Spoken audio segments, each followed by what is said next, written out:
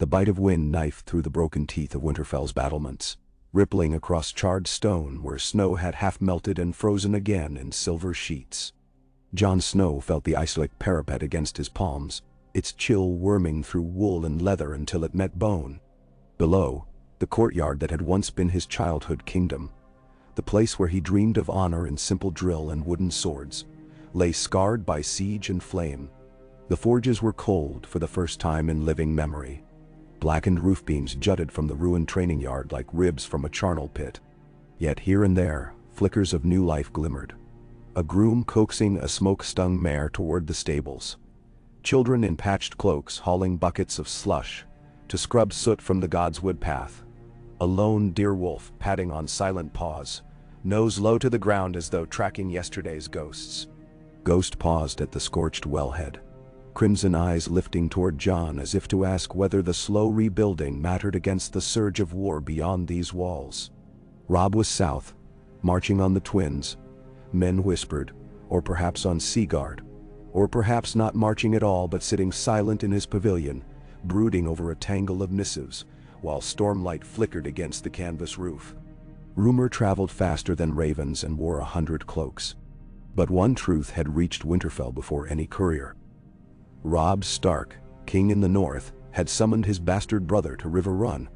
The parchment that carried the summons rested now inside Jon's cloak, its wax broken and edges softened by the heat of his body.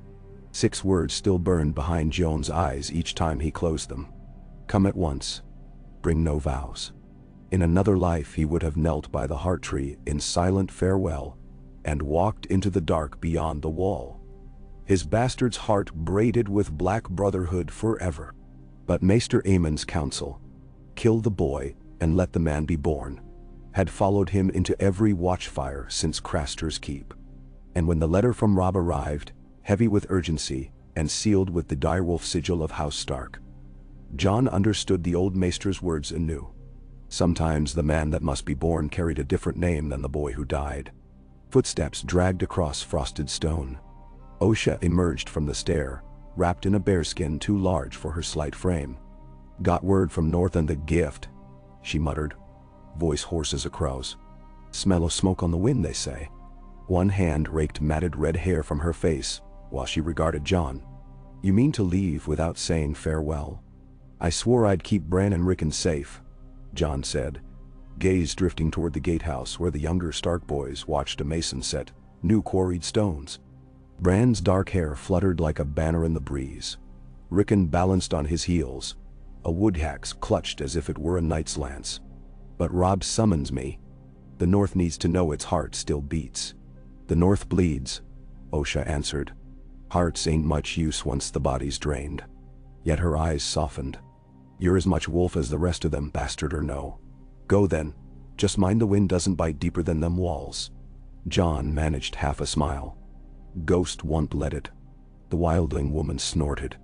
Ay, the albinos got more sense than half the lords you'll meet. She turned, vanishing back down the stairway like a wraith. Jon lingered a last moment, absorbing the fragile hush that had settled over Winterfell. He breathed the mingled scents of pine smoke and melted snow, as if anchoring this place within him. Then he descended to saddle his horse. Hallis Mullen rode at Jon's flank along the King's Road, his breath a pale plume in morning air. Behind them trundled a column of wagons bearing medicines, arrow shafts, and a cask of black powder rumored pilfered from the alchemists of King's Landing. Children of 10 and 12 drove the carts, cheeks raw from cold, while a handful of graybeard archers scanned the tree line with seasoned suspicion. Every mile south sharpened the hinterland's hunger. Villages that once sent up smoke from hearthfires now stood gutted, their wells poisoned, orchards felled for siege engines. At the ruins of High Heart, they found a gallows crow pecking at the eyes of 3 Frey outriders. Next morn, the wolves of the woods howled until dawn. Ghost melted through the forest shadows alongside. Silent guardian.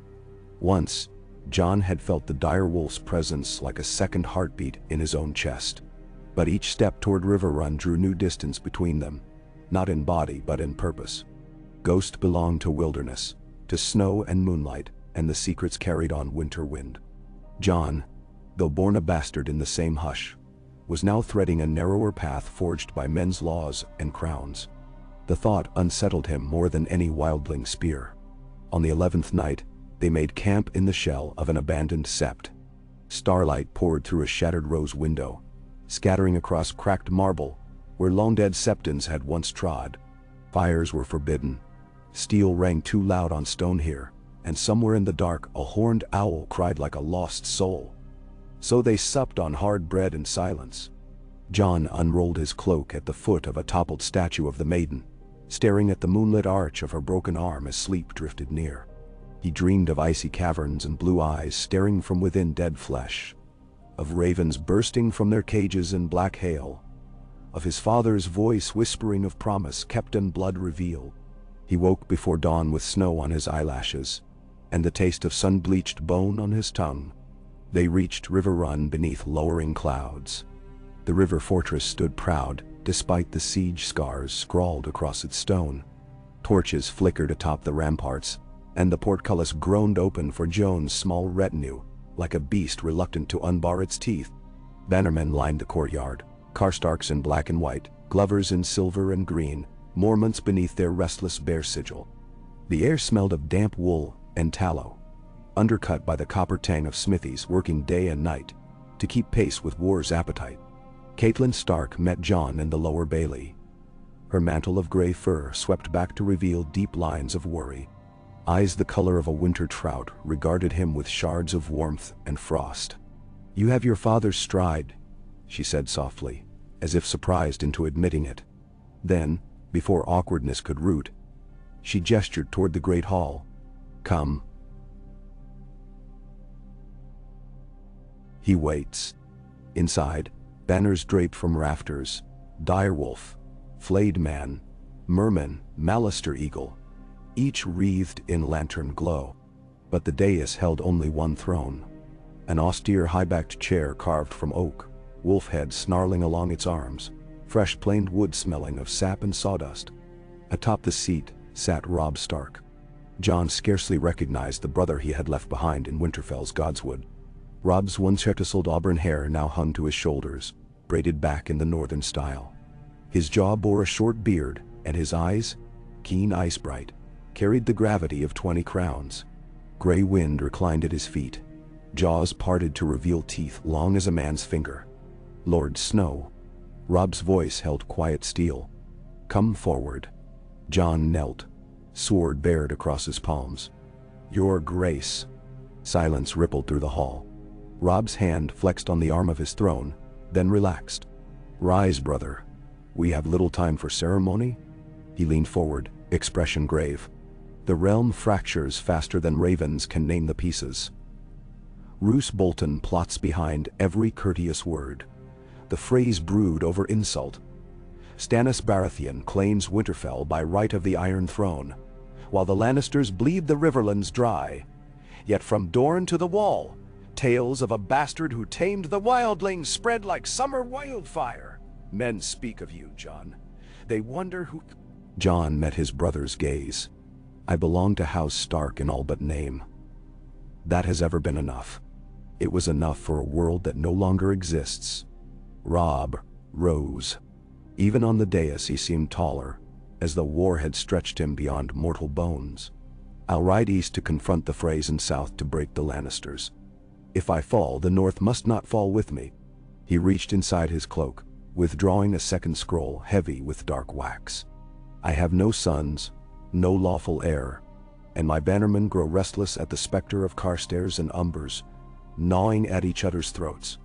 The land needs a single heartbeat." Jon's chest tightened. "You would make Sansa queen. Arya, perhaps." "Sansa is hostaged in the Red Keep," Robb said. "Arya vanished on the Trident's winds. Neither can rally mountain clans or make the Necky houses kneel." He stepped down from the dais, offering the scroll. "But there walks among us a man whose honor proves itself anew each dawn. Our father's blood flows in his lungs as surely as in mine, though the world names him bastard. I would right that sin." Jon stared at the scroll. Its seal bore the direwolf in black wax, and beneath it, the words Robb Stark, King in the north, etched in gaunt strokes. He thought of the wall, of Maester Aemon's frail hands and Sam's frightened determination. He thought of Longclaw in his grasp, Valyrian steel that tasted cold fire in battle. And he thought, for the first time with stinging clarity, of a north unbowed by southern coronets, led by a man who had never wished to lead. "I swore an oath," he whispered. Robb's fingers tightened on Jon's shoulder. "There is power in oath, but greater power in choice. Break chains forged for another war, brother, and win this one for the living." Across the hall, the Karstark lord, tall, gaunt Hradden Karstark, dropped to one knee. "I would follow no Lannister puppet," he intoned, voice echoing. "But the blood of Ned Stark, pure or bastard, is northern to the marrow. I say, crown him." "Aye," Maya Mormont barked, slamming her fist to her breastplate. "Give the wolf's head teeth again." Voices rose. A rumble of shields on stone. The clamor of longing turned to resolve. Yet some faces tightened in silent dismay. Lord Roose Bolton studied Jon through hooded lids, lips curved in the faintest suggestion of amusement. Sir Rendell Manderly shifted, casting a wary glance toward the Maester's gallery. Power stirred in the hall like a winter storm yet unloosed. Jon unrolled the parchment. Words leapt in candlelight. "Let it be known that Jon Snow, son of Eddard Stark of Winterfell, is hereby declared lawful heir to House Stark, with all rights and titles attendant. From this hour he shall be known as Jon Stark, Trueborn, and shall take up the crown of the ancient kings in the north should fortune forsake his brother Robb." A final line, scrawled afterward, in Robb's own reckless hand, seemed to bleed scarlet in the flicker. Or sooner, should the will of the north demand it. Jon raised his eyes to his brothers. "You would live yet name me king. Kings die as cut purses do." Robb's smile was small but fierce. "Better the realm has two hearts than none." Grey Wind stood, hackles lifting as if in accompaniment. Ghost padded into the hall from some shadowed corridor, collarless and silent, white fur bright as sunrise on new snow. The two direwolves circled one another, sniffed, then lifted their muzzles in unison. The sound that burst from their throats was not quite a howl and not quite a roar, but something older, a chord that trembled rafters and stilled lungs. Catelyn Stark drew a breath sharp as shattered glass. "Is this wisdom?" she murmured. None answered. Wisdom had fled long ago from these halls, where sons became kings and mothers clutched the tatters of peace. The north moved now to the desperate rhythm of survival. Robb turned toward a great oaken chest at the shoulders of two Stark guards. The lid yawned, revealing a circlet of dark iron hammered into the likeness of wolves' heads. The crown of the last Stark kings before they bent the knee to Aegon the Conqueror. Its edges still held faint hints of old frost, as though it remembered seasons of never-ending ice. "I took this crown in rebellion," Robb said, lifting it with both hands. "But if rebellion is to birth hope, then let it do so through you." He faced the throng as hush fell like snow. "Bannermen of the North, Lords of the Vale and Warden of Lonely Banks. Do you accept Jon Stark as your king, should I fall? Or should the realm decree his needs sooner?" Lord Glover lowered his spear. "The Wolf of Winterfell has always guarded our forests. I will follow Jon Stark." "Now." Sir Rendell Manderly bowed deeply, jowls trembling. "Winter may freeze our harbor, but the North remembers. The honor of House Stark lives in the blood." One by one, voices joined, some loud with valor, others thin with reluctant acquiescence, until the hall trembled with unified oath. Even Roose Bolton inclined his head, though the shadow of his smile never touched his eyes. Robb nodded once, resolute. He stepped before Jon, raising the iron circlet above his brother's head. Then by the will of the North. "Stop." The single word cracked across the hall. Catelyn Stark moved to the foot of the dais, cheeks flushed with more than hearth fire. "You would strip yourself of crown and life before either is forfeit? Robb, my son, your father? Always thought more of honor than of thrones, Robb finished softly. And what did it buy him? Yet I wear honor still, mother. Else we are but crows fighting over ruins. He looked to Jon. Kneel. Jon's knees bent. He felt the weight of every eye upon him. Felt his own breath catch like a bird inside a snare. The iron crown lowered, its cold kiss brushing his brow. A hush shivered the room as the weight settled.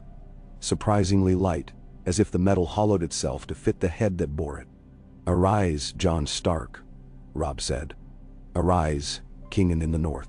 Torches roared. Swords leapt from scabbards in salute, steel flashing like rivers in moonlight. The cry that erupted shook dust from beams. "King in the north! King in the north!" Jon stood amid thunder and flame, the crown biting lightly into his dark curls. Ghost howled again, as though calling across miles of snow-choked forest to every lone wolf that yet roamed. Jon felt his heart echo the sound, a cadence both ancient and terrifyingly new. Little remained of the boy who had dreamed of black cloak and brotherhood. Before him stretched a path paved in banners and blood, and at its end waited storms beyond naming. Yet in that moment he recalled the quiet stillness of Winterfell's godswood, the weeping of the heart tree that knew every Stark since the first man. Somewhere within that stillness, his father's voice lingered. When the snows fall and the white winds blow, the lone wolf dies, but the pack survives. Jon understood now that the words were both warning and promise. He reached down, curling gloved fingers in Ghost's warm scruff, and raised his other hand to the hall. "For Winterfell," he said, voice steady though his pulse hammered like a smith's anvil. "For the north, for the living who yet tread this mortal snow." A second roar answered, rolling over him in a wave of devotion that tasted of frost and iron and the ghosts of 1,000 winters. Somewhere beyond stone walls, thunder echoed in distant clouds. Summer had ended. The true war crouched on the horizon, and kingship was but one more weapon hastily forged for battles no song had yet dared name. Night settled over Riverrun like a velvet shroud rubbed thin by time. In the solar adjacent to the great hall, a single candle guttered in draughts that whispered through arrow slits. Jon sat alone on a padded bench, crown discarded on the table before him like a relic plucked from some barrow. His eyes roamed its iron wolves, marveling how such small weight could warp a man's spine more than any suit of plate. Footsteps scuffed outside. The door opened and Robb entered, exhaustion draped across his shoulders like a sodden cloak. "You should sleep," he said. "So should you," Jon countered. Neither smiled. Robb poured mulled wine into 2 pewter cups, pressed one into Jon's hand. They drank in silence. At length, Robb rubbed weary temples. "I ride at dawn," he murmured. "Walder Frey demands fealty paid in flesh and banners. I go north of the Trident to secure passage, a bride price for peace." "I heard whispers," Jon said, thoughts flickering to spiteful Lord Walder with his dozens of progeny. "Edmure's niece? Or one of the twins?" "Bendanal. My fate is less important than the realms," Robb said, with the brittle patience of a commander too long denied sleep. "But your coronation buys me leverage. Frey blood lusts for crowns. So, I am a bargaining chip," Jon observed. "You are a king," Robb corrected. "And kingship draws knives. Guard your back, brother." His eyes drifted toward the crown on the table, then to Jon's face. "I meant what I said. If I fall, do not speak it. But if I do, Winterfell must not kneel to southern swords, nor yield to squabbling lords. The wall cannot stand alone when the dead come prowling." "Menno." Jon stiffened. "You believe the tales?" "I believe you." Robb met his gaze, and in that moment the chasm of years and wars contracted to the hush of 2 boys chasing cat tracks through Winterfell's snow. When father died, truth died with him in many hearts. "I'll hoard what scraps remain." Jon swallowed past the knot of grief ever dwelling in his throat. He set the cup aside. "Then hear my vow. I'll hold the north until your return. Or, until my dying breath, if that's the will of the gods. We'll stand together on the frostline when the darkness falls." "Then Chawan," Robb's nod carried solemn gratitude. "See that you do." He clasped Jon's forearm, warrior to warrior, then left him to shadows and thought. Jon dreamed again that night, but not of ghosts in cavernous dark. This time he stood beneath the heart tree in Winterfell's godswood. Snow drifted upward, rising like ash from unseen fires, swirling around the weirwood's pale limbs. Blood-red leaves whispered secrets older than memory. He felt eyes on him, black eyes, blue eyes, eyes set in sockets of bone and root. A voice rode the wind, echoing from a time when the wall was young. Crowns thaw, but winter is eternal. He looked down to find the iron circlet in his hands, melted to formlessness by unseen flame. Startled, he dropped it. Where it struck the ground, snow hissed like fat, spitting on a hearthstone, and steam rose to reveal stone slick with dark water. Beneath the rippling surface glimmered a face. His own, yet not. Pupils blue as glacier ice, skin pale as moonlit vellum. The reflection lifted its lips in a smile, as chill as night. Jon jerked awake, heart hammering against his ribs. The candle had burned to a pool of wax on the table, and beyond the window dawn bled crimson along the horizon like a wound freshly open. They parted at first light on the riverbank, hoarfrost shattering under hoofbeats. Robb's host unfurled along the road east, lines of spearmen and mounted knights stretching until they resembled a living snake. Jon watched until the standards of the direwolf and the mailed fist vanished into forest mists.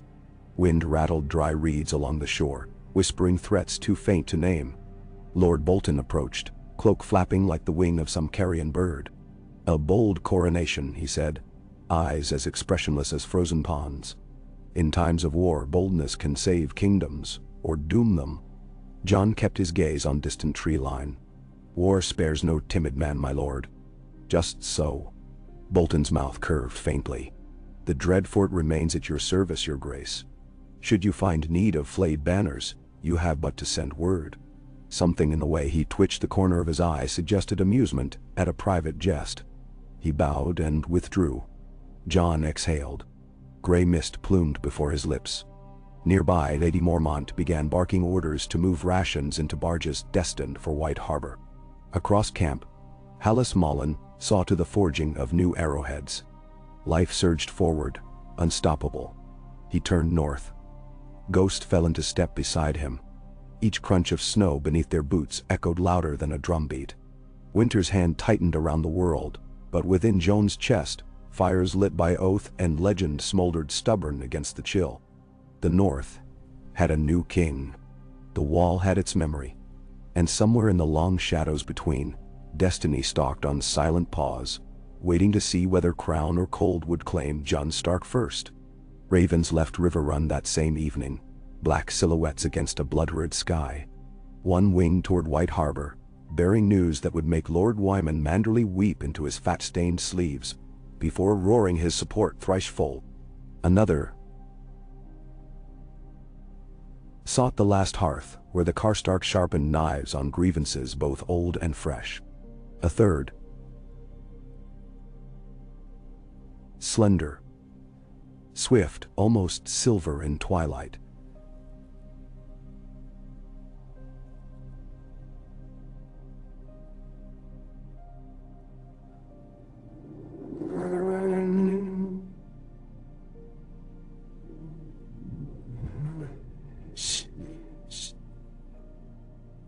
on its leg a scroll rattled, ink barely dry, name scrawled in urgent strokes.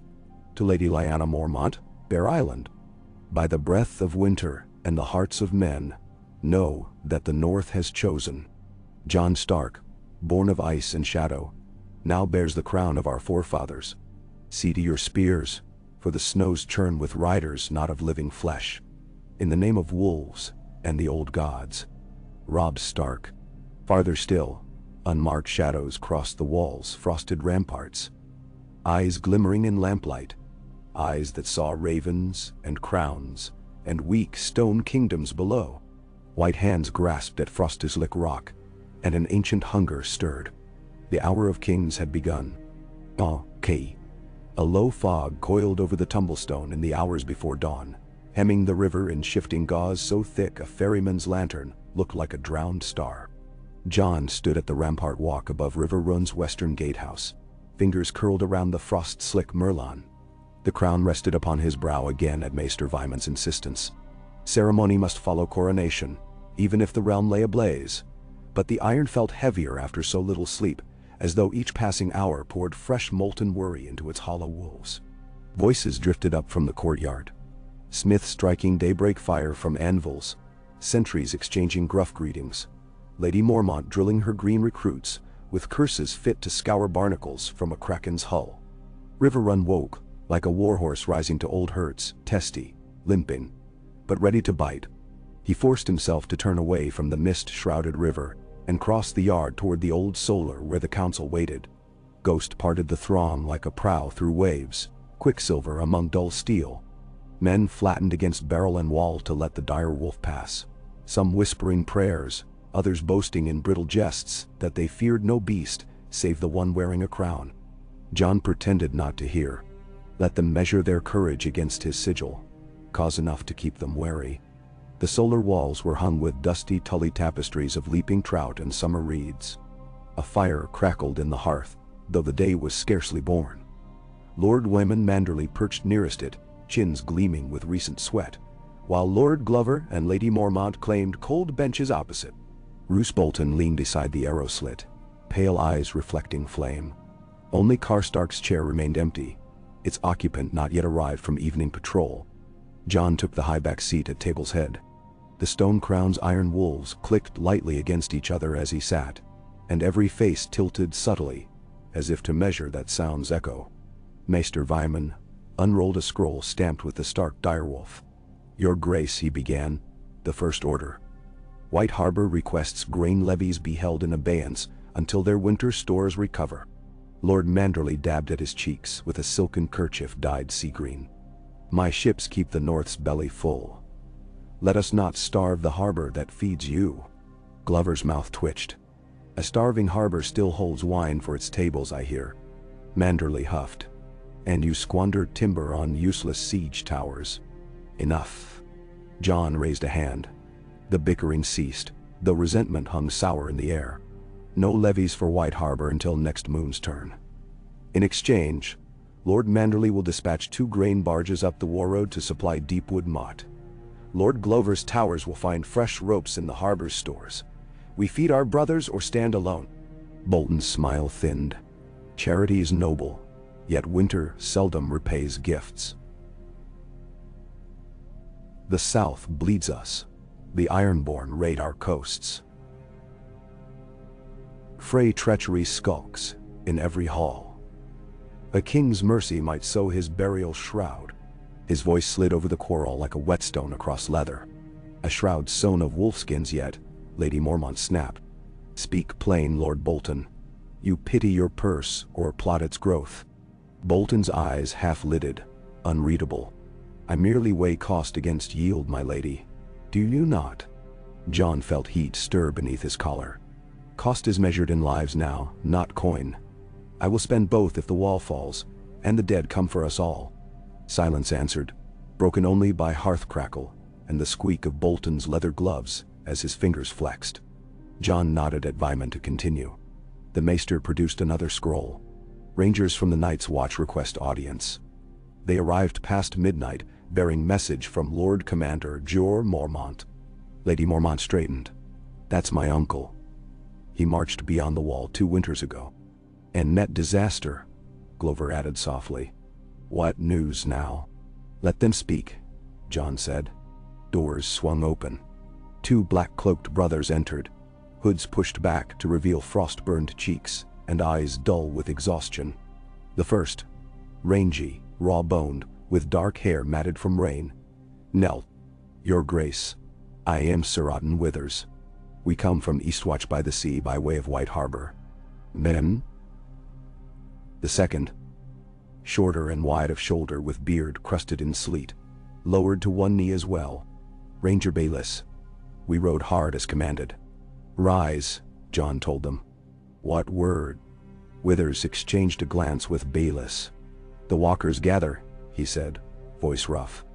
"Dead villages beyond the gorge. Fires burning blue. We found the body of Sir Denys Mallister in the snow. Eyes black, fingers brittle as glass. He rose again before our eyes, your grace. We burned him." A gasp rustled like wings through the council. Bolton's expression did not change. Belise added, "Lord Commander bids all northern lords send men and dragonglass, and any maester who remembers the old ways. He says your oath to the watch outweighs vows made to any crown." Jon's pulse thumped. He's right. He turned toward his bannerman. "The wall is the shield of men. If it breaks..." Words failed. Images filled the gap. Blue eyes in dream. Snow swallowing armies. Glover nodded slowly.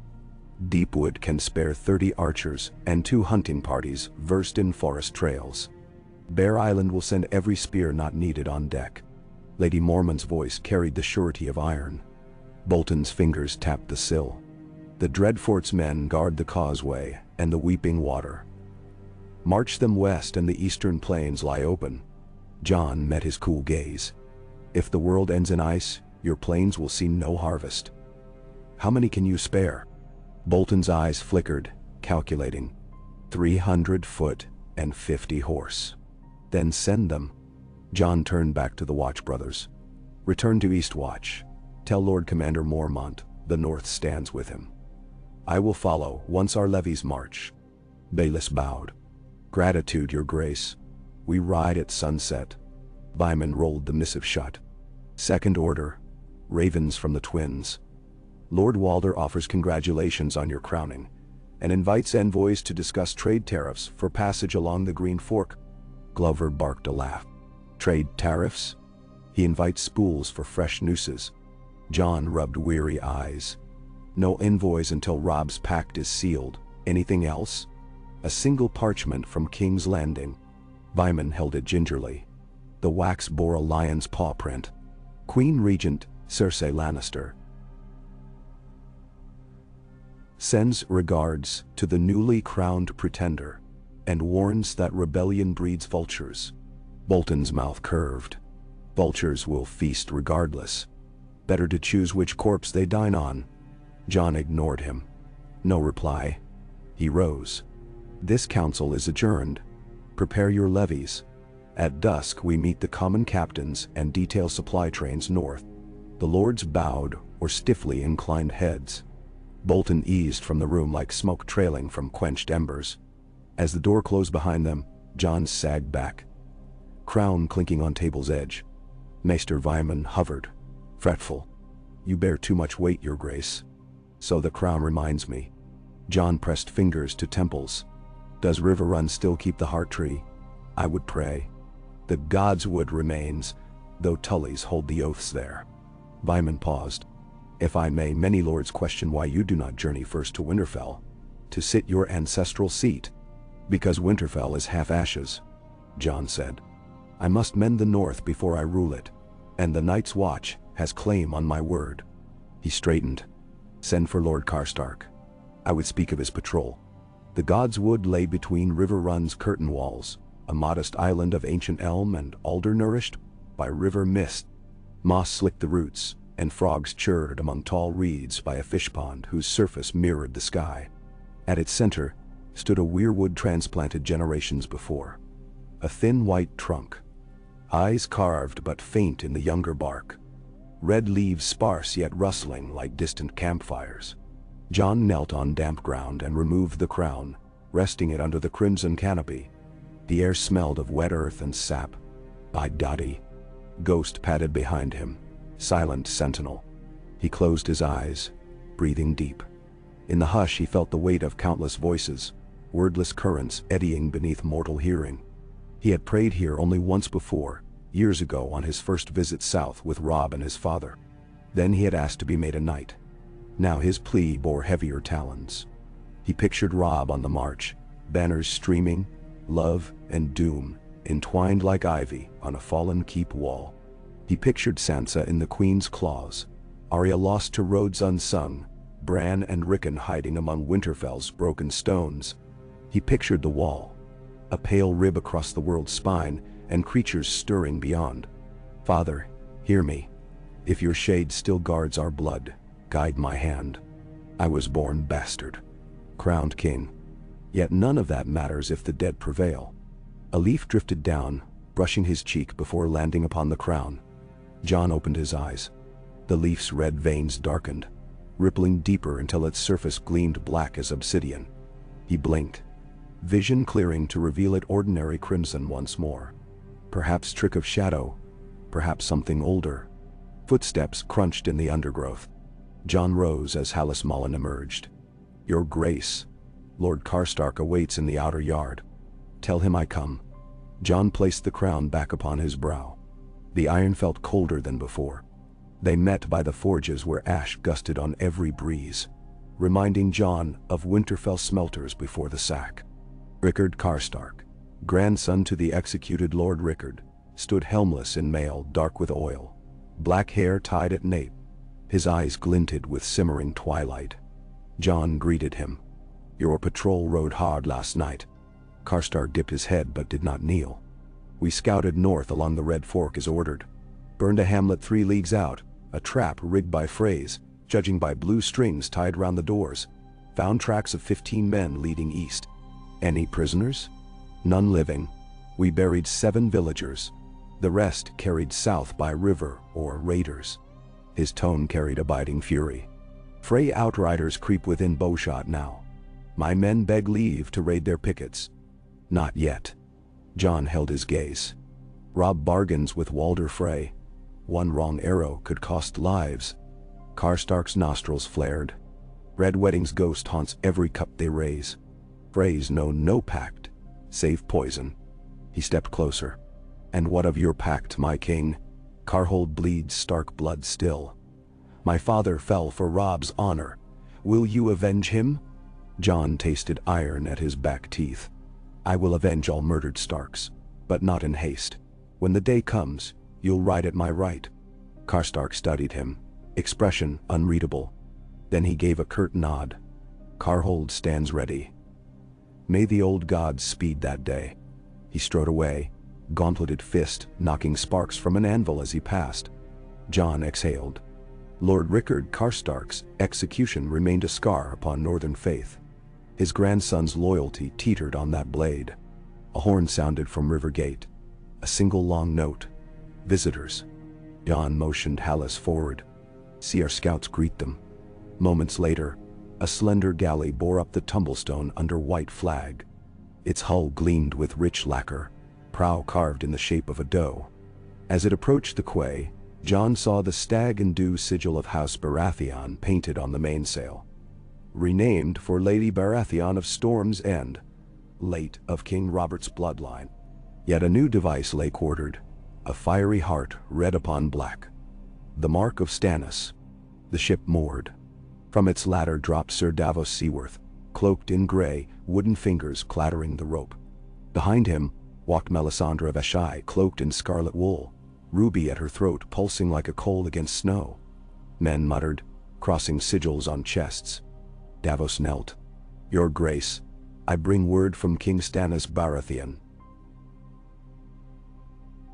He marches north to solicit aid against the Lannisters and the darkness beyond the wall. His voice carried an edge of hope and weariness. Jon inclined head. Rise, Sir Davos. The North knows your loyalty to our father's friend. Yet Stannis styles himself rightful king of all Westeros.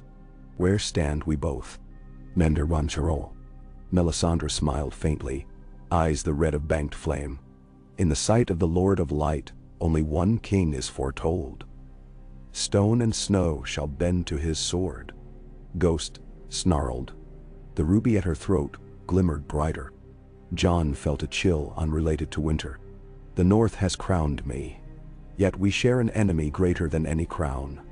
Perhaps swords may cross another day. Today we must see the dawn. Davos gave a nod of grateful respect. His Grace would speak with you. He camps at Maidenpool, awaiting your answer. He bears dragonglass in quantity mined from Dragonstone's broken vaults. Gun? Dragonglass. Wither's voice echoed. Send dragonglass. Jon glanced to his council, beckoned. Bolton watched Melisandre as one might regard a glass adder. Glover's broad face showed wary respect. Mormont's eyes gleamed with unhidden curiosity. Jon turned back. I will meet Stannis upon the road to the wall. Should he honor my banner? He extended his hand. Ride with us north. We march in 2 days. Davos clasped forearms, wooden fingers knocking against steel. Gladly. Melisandre tilted her head. The night is long. Fires must be lit. She looked to Ghost with amusement. And wolves fear fire. Ghost bared teeth. Jon laid a hand on his ruff. This wolf fears nothing born of day or night. She smiled. We shall see. That night Jon walked the battlements above the south curtain. Snowflakes swirling in eddies against torch flames that popped and hissed. Davos stood beside him, hands tucked in wool. Your father served with mine, Davos said quietly. Ned spoke truth even when whispers were safer. You've his eyes. Many say so. Davos tilted a rueful smile. Truth then. Stannis needs allies as badly as you. But he'll not bend knee, nor accept another claimant. He paused.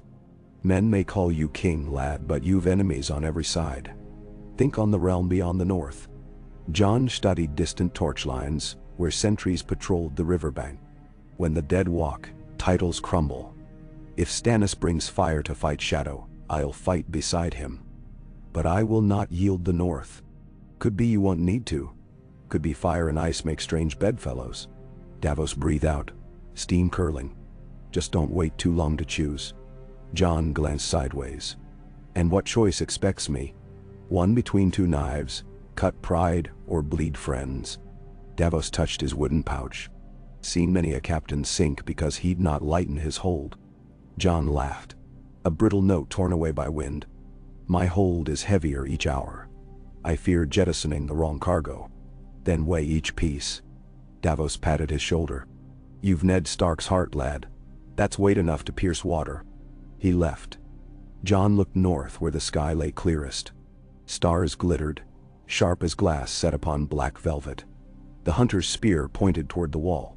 Somewhere beneath that cold same sky, Samwell Tarly might be pacing Castle Black's library. Quills scratching. Aemon's voice might chant old tongues. Mormont might stand staring into white distance beyond the gate. Jon's heart pulsed faster. He gripped the rampart. Tomorrow he would send ravens to every holdfast. Muster at Winterfell for a march to the wall. He would ride at dawn, crown or no, forging a path through snow and fear. If lords followed, so be it. If not, Ghost would. Snowflakes thickened, mingling with the hush. In their silent flight, Jon felt the world holding breath. The interval before the avalanche. 2 days later, banners snapped in a bitter wind as columns funneled out Riverrun's eastern gate. The crown rode beneath a sable cloak trimmed with direwolf fur. Stark shield strapped to saddle. Jon's cloak billowed, crown half hidden beneath hood. Mormont's spears flanked the vanguard. Karstark riders swept the flanks. Bolton's men guarded baggage wains. A drumbeat steady cadence, muffled by snow. They crossed the Red Fork at shallow fords, ice crunching under hooves. By dusk, they reached barren moor scented of peat and dying heather. Jon ordered camp among broken standing stones once raised by the first men. Fires glimmered like scattered rubies. He moved among tents, speaking with captains, tending to wounded, accepting salutes. In the Karstark lines he found a boy of 12 sharpening rusty spearheads. Jon knelt, showing him how to brace the shaft to avoid splinters. The lad stared wide-eyed, then whispered, "King," as if testing the word upon his tongue. Jon smiled and ruffled his hair. "Keep your edge true, and winter will pass you by." He left the boy beaming wide enough to warm the snows. Near midnight, as the camp settled to weary dreams, Jon sat with Davos, Lady Mormont, and Glover in a crude ring of stones shielding their cookfire from wind. Porridge bubbled in an iron pot, scented faintly of boar. Ghost lay at Jon's feet, eyes half-lidded. Glover ladled stew. Ravens ahead brought word. Iron-born longships strike the stony shore again. Deepwood can spare little more, yet I cringe to leave my lands flensed. We cannot turn back, Jon said. But we can send message to the Flints and Risewells. Their garrisons must hold. The Ironborn are fleas, Lady Mormont growled. Bear Island will swat them swift enough. Davos stirred the pot's coals. More troubling, Bolton's men whisper. They question marching north while the twins smolder in betrayal. Glover spat in snow. Boltons question everything except their own skins. Jon rubbed his jaw. Hold fast. Watch. If Bolton stirs disloyalty, I will answer. A sudden weight pressed on the air. Ghost lifted his head, ears pricked.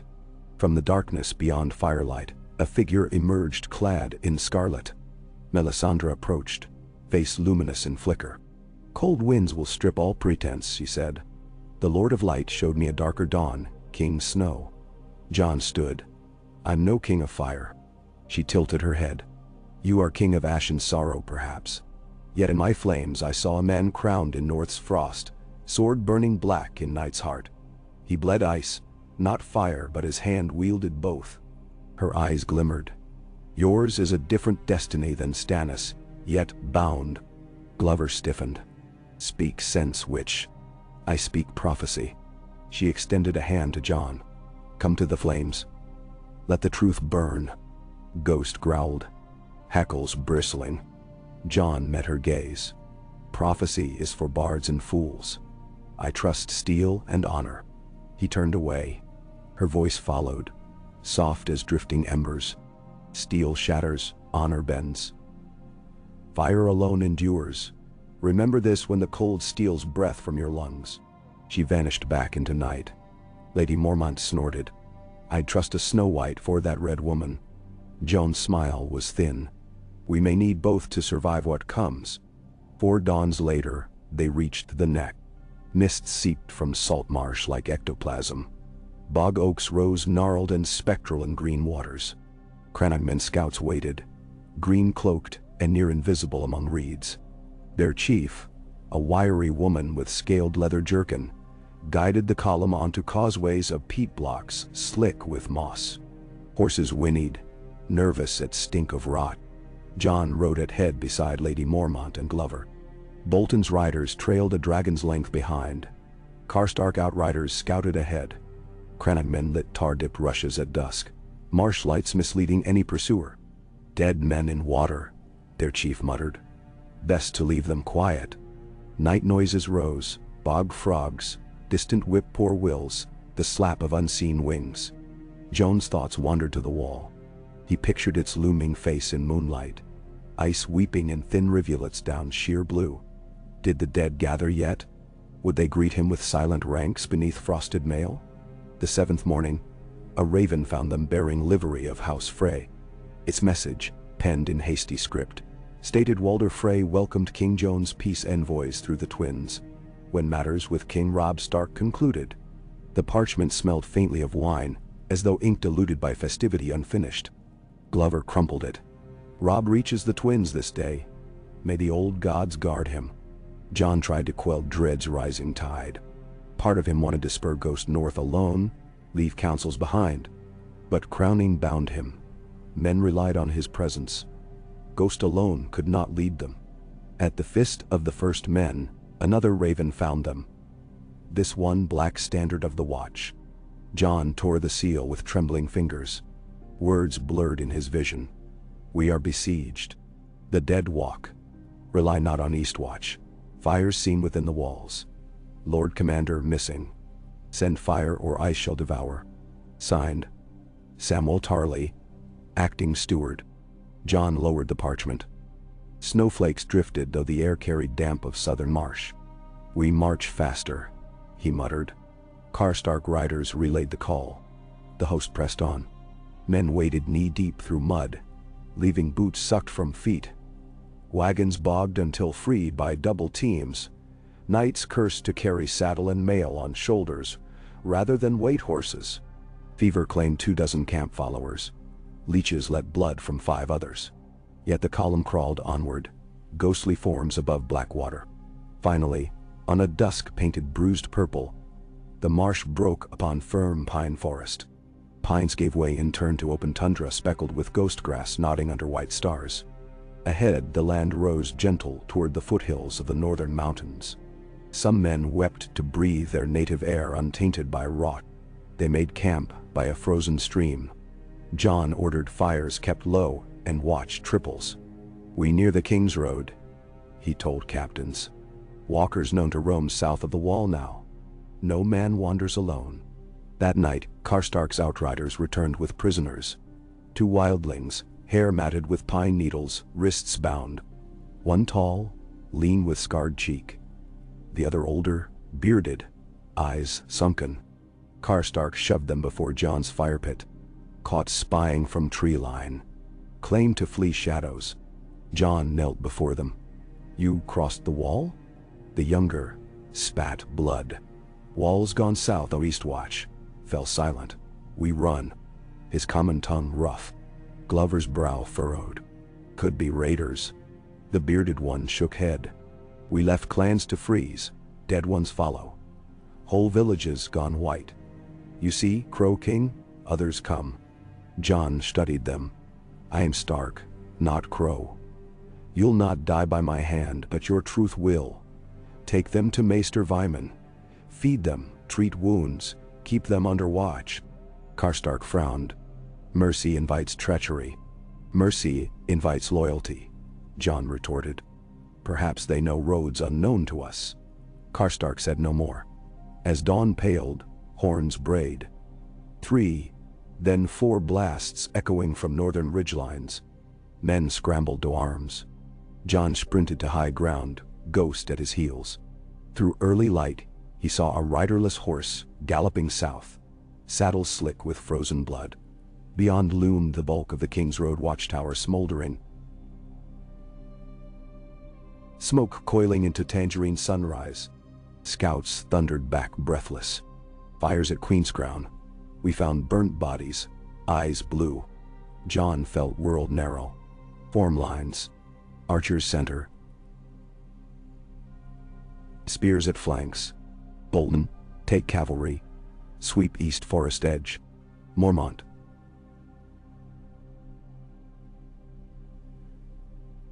Secure baggage wagons behind earthworks. Orders flowed. Men obeyed, fear tamped by training. Snow sifted from gray clouds. The host bristled with spear points and trembling banners. Minutes stretched, thick with heartbeats. Then shapes emerged on road crest. Human silhouettes, shambling, limbs stiff. Their eyes glowed cerulean even in daylight. Dead outriders, fallen sentries, maybe even small folk. They came silent except for brittle chuff of snow beneath boots. Jon drew Longclaw. Valyrian steel drank weak light, rippling with dark current. Ghost issued a low growl, like thunder in cellar depths. "Hold," Jon called. A second wave crested behind the first. More corpses, some in Night's Watch black, others fray half-helms crusted with frost. Among them strode tall bone-white creatures armored in icy carapace. Their swords shimmered translucent. Every breath about them seemed to freeze midair to shards. Bolton's horse surged from flank. His cavalry wheeled in wedge and charged. Jon's shout of caution came too late. The dead parted like water around the wedge, icy swords flashing.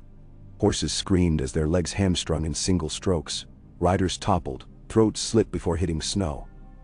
Bolton's banner toppled, crimson-flayed man sinking. Bolton himself wheeled away, cloak whipping. A wight seized his stirrup, but he hacked it free, galloping back. Jon roared, "Archers!" Shafts streaked. Some wights fell, arrows protruding from eye sockets, but rose again. Only dragon glass would end them truly. Davos brandished a satchel of black blades delivered from Dragonstone. "To me!" He flung daggers to nearby soldiers. Jon caught one and hurled. The obsidian plunged into a walker's chest. The creature shrieked, frost webbing like shattered glass across its torso, then burst to glittering snow. Men cheered, hope flaring. Lady Mormont led a knot of spears, obsidian tipped, into the throng.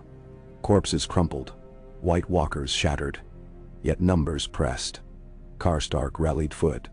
"For Carhold," they cried. Charge smashing into undead flank, but ice swords cleaved shield rims. Jon fought at front, Longclaw humming through chill air. Each strike severed limbs, but White's clawed still. Ghost tore throats, white fur spattered crimson that steamed. A walker advanced, taller than the rest, crown of hoarfrost horns, sword thin as moonlight. Jon met it, blades clanging like chimes of pure cold. Walker's strike numbed Jon's arm to elbow. He countered with savage overhead blow that sheared icy helm. The creature hissed, snapping open mouth fanged with rime. But before it surged, Bolton's thrown dragonglass spear transfixed its chest. The walker exploded into shards that glittered briefly, falling as harmless snowflakes. Bolton gave a mocking salute, retreating to rally surviving cavalry. The sight galvanized men. They pressed, obsidian clutched in shaking hands. Dusk found field, littered with broken bodies. Most unmoving now, black blood oozing thick as tar. Walker shards twinkled in candleflame torchlight. Survivors dragged wounded to makeshift infirmary. Jon slumped to knee, chest heaving icicles. Davos approached, face gray. "They bleed us dry. Without fire we're lost." Jon gazed north to mountains, shrouded in storm cloud. "Not fire only, we need unity." Bolton strode forward, cloak torn, cheek gashed. "Your Majesty," he said, voice silk. "Next engagement, we must form separate wings. My knights hold reserve, your foot anchors." His eyes glittered like winter stream. "Together, we break them." Jon studied him. Blood dark on Bolton's gloves looked almost black. Trust his arrow feathered with frost, he thought. Beautiful until it pierces. He rose. "Tomorrow we burn cairns for the fallen, then march. Every dead Northman rises an enemy if left. Burn them all." Bolton inclined head. "As you command." Night clamped over camp, deep and hollow. Fires roared from pyres built of cart timbers, oily smoke spiraling to veiled stars. Shadows danced across snow, painting grim flickers on weary faces. Wildling prisoners helped stack bodies, singing low in old tongue to soothe spirits. Melisandre stalked among flames, ruby throbbing, eyes reflecting coiling sparks. Jon's council gathered near largest pyre where Bolton's men laid comrades and foes alike. Jon lifted torch, the crown's dark iron catching embers glow. "In darkness we burn bright," he declared. "May the old gods guide their spirits." He touched flame to tinder. Fire whooshed upward, heat licking faces. Snow melted around pyre, hissing. In the roar Jon heard faint whisper, voice like cracking ice. "Crowns thaw, winter endures." He shivered. Melisandre, standing opposite flame, stretched arms. "Look into the blaze, King Snow. Tell me what you see." He looked. Saw only writhing red. Sparks born and dying. But within a surge of yellow, he glimpsed momentarily the wall cracking, blue fires strafing sky, and a giant figure looming with sword of living night. Then vision fled, ashes swirling. "What did you see?" she pressed. "Death." She nodded, unsurprised. "Then fight it with fire." Jon turned away, seeking ghost light of stars. Yet clouds smothered them. Only the pyres burned, sending embers skyward like a prayer too heavy to rise. Dawn tasted of smoke and sorrow. Scouts reported the King's Road clear up to Long Lake, but tracks veered east. Jon ordered march before suncrest. Bodies reduced to char and bone rested under stone cairns or smoldered still, stench carried northward. They crossed tundra, each mile colder. Trees lost leaves until only black spruce remained, branches drooping with ice. Snow squalls swept in abrupt flurries, blinding front ranks. Still they pushed. By fifth day after battle, looming shadow of the wall breached horizon. A vast pillar across sky, ghostly blue against clouds. Men stared, awe tempered by dread. Smoke rose from Eastwatch's towers, dark, not white. Jon quickened pace. That evening they reached Molestown ruins. Charred shells, yawning cellars, signs of struggle. No corpses, only drag marks vanishing north. Ghost sniffed air, hackles lowering uneasy. Night cloaked them again. Jon convened council in ruined inn, cellar. Candles flickered among collapsed beams. "We attack Eastwatch at dawn," he began. "If gate stands shut, we scale." He eyed Davos. "Stannis camp. 3 days south. Send Raven. Urge haste." Bolton folded arms. "Assail a fort held by unknown force with half-starved men." Jon met his gaze. "Unknown no longer. Likely dead. We retake, relieve survivors, secure Dragonglass." Stark slammed fist. "Yes. Northmen take our own walls." Mormont's grin flashed. "Bear spears climb faster than crows." Bolton's lips parted as if to argue, but he inclined head. "Very well." Jon laid map on ale-stained table. Stark and Mormont ascend western parapet by grapnels. Glover leads main assault at South Salaport.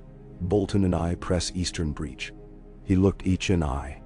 "No quarter to risen dead. Burn all bodies." They saluted. Outside wind howled through broken shutters, sounding like distant wolves. Jon closed council, stepping onto snowy lane. Crown heavy, sword heavier. He looked north where black silhouette of wall merged with starless sky. Somewhere beyond, blue eyes waited. He lifted face to falling snow. Powdered flakes landed on lashes, melting warm. "Father, brothers, watch me. Tomorrow, I lead the living home." Ghost pressed flank to his thigh, white coat blending with drifts until they seemed one. Jon laid hand upon his direwolf. Together they faced the looming white, silent as stones before the tide. Dawn cracked like an iron stave. Snow glittered pink as first light poured over horizon. Jon's host fanned across frozen sands east of Eastwatch's sea gate. The fortress jutted from wall's terminus, battlements jagged from collapsed ice. Smoke stained the once white face. Ramparts silent. Crows wheeled above. Glover's archers knocked. Stark climbers hefted grapnels. Bolton's horse pawed ice. Jon raised Longclaw skyward. Steel caught dawn. Flaring starbright. Horn sounded. A single clear note. Men shouted, feet pounding snow. Grapnels flew. Ropes taut. Stark climbers swarmed up like ants on a trunk. Glover's ram smashed Salaport. Bolton's cavalry skirted east wall searching breach. Ghost bounded ahead, leaping ice shards. Jon led main storm of spears through broken postern, gaping like ripped throat. Inside courtyard, chaos. A jumble of broken carts, ice-spiked corpses, shattered gates. Dead rose at scent of living. Battle erupted. Dragonglass flashed. Fires roared from pitch vats upended by Davos men. Jon cut, stabbed, parried in frozen haze. A white clawed his crown from head. He responded with downward cleave, shearing skull. The iron circlet thudded in snow. Jon fought on, head bare to freezing wind. Stark's standard breached inner wall, raised high. Glover's ram burst Salaport. Mormont's spears poured through. Bolton's riders circled, lances shattering walker ranks. But one fell beast impaled horse and rider both. Amid screams, Jon spied a flicker of torch inside command tower. He charged, 2 Starks at heels. At staircase base, white sprawled charred by wildfire trap. Jon bounded steps 2 at time. Door splintered under kick. Inside, Samwell Tarly knelt beside battered desk. Quill still clutched in bloody fingers. Round face gaunt, eyes wide. "Jon," he croaked. Jon hauled him upright, relief burning. "Sam, where's Lord Commander?" Sam's tears glittered. "Gone. Walker's spear. Through heart. We burned him." Sobs shook him. Eastwatch fell 3 nights past. Footsteps thudded. Davos, Mormont entering. Jon steadied Sam. "You live? Others?" "A dozen. Hiding in tunnel. Most gone." Jon rested gripping hand on Sam's shoulder. You held longer than many. The wall stands still. Sam swallowed, nodding. Ravens, I sent. You saved us. Jon turned. Davos, tend wounded. Mormont, secure tunnels. They obeyed. Jon stooped, retrieving his crown from floor where white must be, dropped it. Dented, one wolf's head snapped. He weighed it in palm. Blood spattered iron, staining the snarling muzzle dark. Outside, horns sounded victory. Eastwatch reclaimed. But Jon felt no triumph. Snow blew through arrow slits, thin keening lament. The war had breached its first wall. They had mended a fracture with flesh, not stone. He placed crown upon table, unmindful of bent prong. Then he looked to Sam. Gather every scroll on dragonglass, Valyrian steel. Children's fire. We ride to Castle Black before moon sets. Sam nodded, wiping tears. Yes, your grace. Jon gazed through shattered window at dawnlit sea. Ice floes drifted crimson in rising sun. Somewhere beyond that horizon, a tide of frozen death marshaled under a sky yet unfurled. He squared shoulders. Let it come. The North had a king who bled and burned and still stood. Crown dented. Heart unbroken. And in his shadow walked a white wolf, whose howl might yet echo through final night and call a new day forth. He gripped Longclaw. Ghost raised muzzle to sky, and as campfires crackled below, the direwolf sang. Deep, raw, defiant, answering the ancient cold with living breath. Jon closed his eyes to its sound, feeling it vibrate through every scar and memory within him, a single unyielding truth. So long as one wolf breathes, winter cannot claim the North. He opened his eyes. To the wall, he commanded. Men readied. Fires quenched. Banners lifted, snapping in wind that smelled of salt and snow and change. Jon Stark, crowned king by men, and forged anew by death's shadow, stepped beyond Eastwatch's broken gate into fresh fallen snow. The path ahead stretched white, unknown, unstoppable, and he walked it without fear.